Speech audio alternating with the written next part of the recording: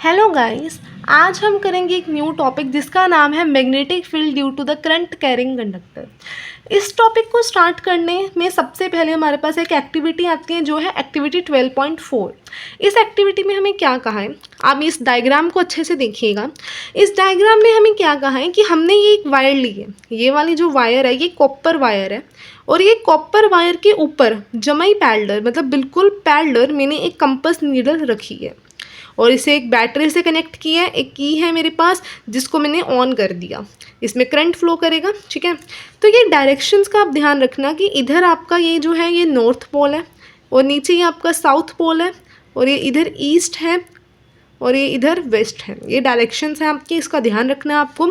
अब ये आप अच्छे से देखिएगा, अगर आप देख सकते हैं तो मेरा जो करंट है वो किस डायरेक्शन में फ़्लो कर रहा है। मेरा करंट फ्लो कर रहा है नॉर्थ से साउथ डायरेक्शन में।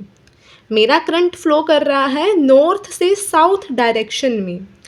तो जब मेरा करंट नॉर्थ से साउथ डायरेक्शन में फ़्लो करेगा सो इसका नॉर्थ पोल, कंपास का north pole towards the east होगा।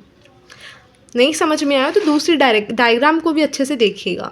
इसमें क्या कहा है कि अगर मेरा करंट फ्लो कर रहा है साउथ से नॉर्थ डायरेक्शन में, ये देखिए ये डायरेक्शंस को आपको ध्यान में रखना है, साउथ से नॉर्थ डायरेक्शन में अगर मेरा करंट बेसिकली फ्लो कर रहा है साउथ से नॉर्थ डायरेक्शन में, तो ये कंपास का जो नॉर्थ पोल आपका होगा वो टूवर्ड्स द वेस्ट में डिफ्लेक्ट हो जाएगा। अभी इसका north pole towards the west में डिफ्लेक्ट हो गया, इसका जो नॉर्थ पोल था टूवर्ड्स द ईस्ट में डिफ्लेक्ट हो गया था। समझ में आई आपको ये एक्टिविटी। सो इस एक्टिविटी की हेल्प से आप क्या समझ सकते हैं, आपको क्या समझ में आया कि अगर मैं करंट की डायरेक्शन को क्या कर दूं, रिवर्स कर दूं।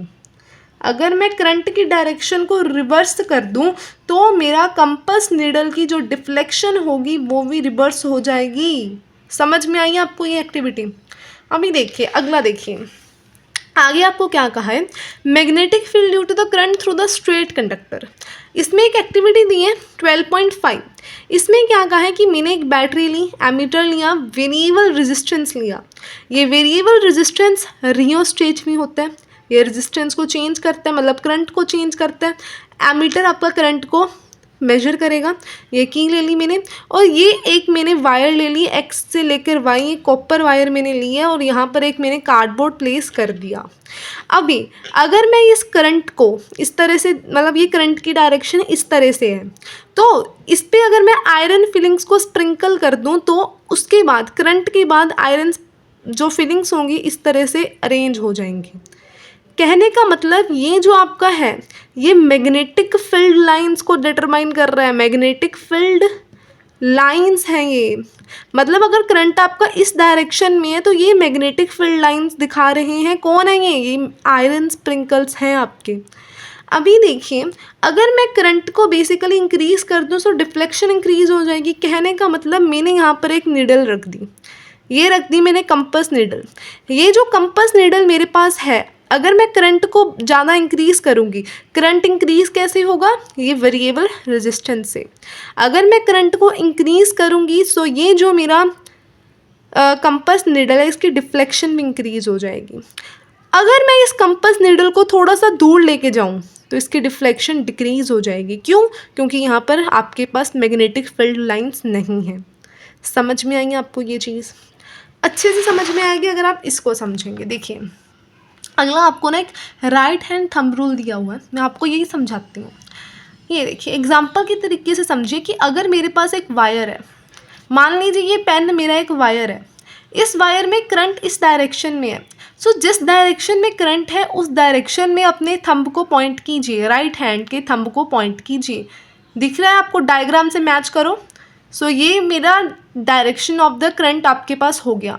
उसके बाद ये जो आपकी फिंगर्स कर्ल हो रही हैं, अच्छे से देखिए, ये जो आपकी फिंगर्स इस तरह से कर्ल हो रही हैं ये आपको दिखाएंगी मैग्नेटिक फील्ड की डायरेक्शन। सो ये कॉन्सेंट्रिक सर्कल्स में ऐसे रिफ्लेक्ट होंगी। सो ये आपको दिखा रही हैं मैग्नेटिक फील्ड लाइंस। अभी आप देखिए अगर करंट ऊपर डायरेक्शन में, ये देखिए ऊपर वाली डायरेक्शन में करंट, तो मैंने अपना थंब ऊपर पॉइंट किया। सो ये फिंगर्स मेरी इस तरह से अंदर जा रही हैं। सो मतलब इस डायरेक्शन में फिंगर्स मेरी अंदर जाएंगी और इस डायरेक्शन में फिंगर्स मेरी बाहर आएंगी, इस तरह से सर्कल बनेगा। अंदर जाने को हम पॉइंट करते हैं एक्स से, बाहर आने को हम पॉइंट करते हैं डॉट से। मतलब अगर फिंगर मेरी अंदर जा रही है, मतलब मैग्नेटिक फील्ड लाइन अंदर जा रही है, सो उसको मैं पॉइंट करूँगी क्रॉस से और ये आपका डॉट से। सो यही है आपका राइट हैंड थंब रूल, जो कि आपका यूज़ होता है for determining the direction of the magnetic field.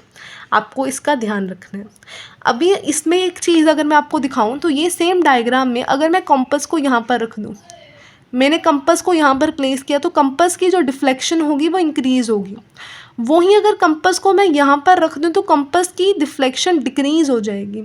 क्यों हो जाएगी? क्योंकि यहाँ पर मैग्नेटिक फील्ड लाइंस डिक्रीज़ हो रही है, नहीं होगी इतनी मैग्नेटिक फील्ड लाइंस। अभी ज़रूरी थोड़ी ना करंट यहाँ पर फ्लो कर रहा है तो मैग्नेटिक फील्ड लाइन यहाँ तक थोड़ी ना होंगी, यहाँ पर तो कम ही हो जाएंगी। सो अगर मैं कंपास को यहाँ प्लेस कर दूँ सो यहाँ पर डिफ्लेक्शन निगलेक्ट हो जाएगी, होएगी नहीं डिफ्लेक्शन, क्योंकि यहाँ पर मैग्नेटिक फील्ड लाइन्स ही नहीं है ना।